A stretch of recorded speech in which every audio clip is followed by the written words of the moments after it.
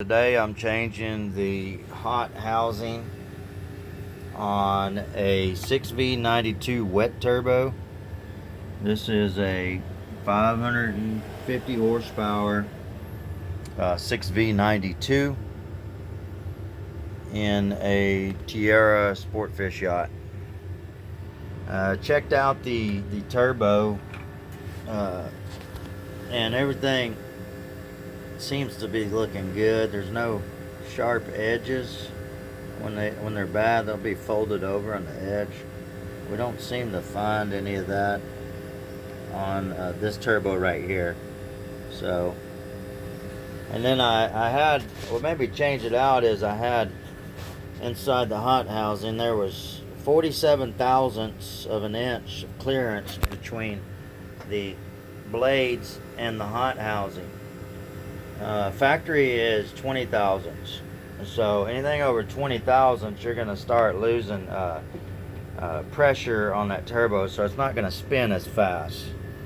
Um, so you want to check those out, and the way you do that is you leave the turbo side inside the cartridge of the hot housing, and what you want to do is take off your wet exhaust side. It's just a band clamp that unclamps right there, and you want to put your feeler gauge. Your wheel will be right here, your turbo will be inside there, and you want to take your feeler gauges. If you go past 20 thousandths, you're past factory specs. You want to do 4 points all the way around on top of your turbo, so top, bottom, and side.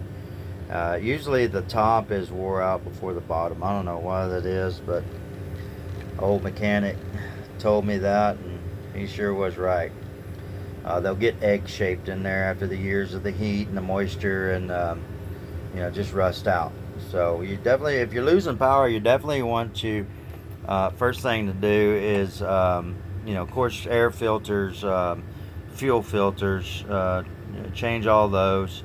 If you're still losing power and you're black smoking, check your feeler gauge. Put a feeler gauge on your turbo wheel and make sure that you have the proper clearance for that. This is about, I did this all myself, and this took me going slow, taking my time, and I still got to put the water jackets on right here.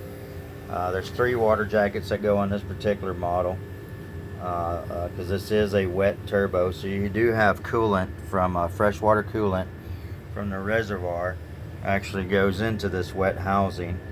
No oil, so you don't have to worry about the oil leaking out when you remove it. It is heavy, it's about 50 pounds, I believe, is what its shipping weight was, 55 pounds. But you can put it on yourself. This particular job right here, I'll probably have a total of 8 to 10 hours in it, maybe 12. Just taking my time, going slowly, making sure everything's attached properly, so that way we don't miss anything on startup.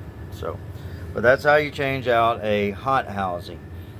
I purchased this from Atlantic Turbo for $1,200. Which is I had it shipped to Galveston for $1,200 from Miami. So that's actually a pretty good price still for these Detroit turbos.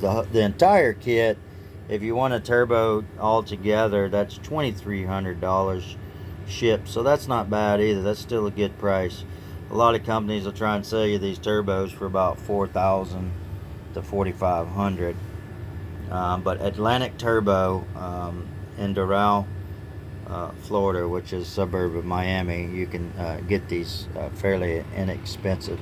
And they told me that 90% of the time when it comes to the turbo, the majority of the problem, 90% of it, is going to be your hot housing side. So check them out.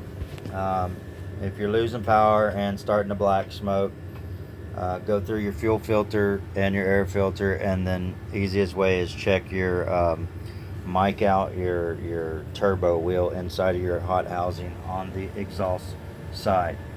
Again, if it's over 20 thousandths, 22, 23 thousandths, that's not that bad. But, if you, like me, I was at 47 thousandths.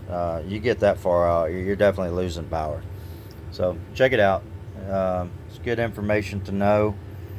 And, yeah, so we'll see how it goes here on a sea trial.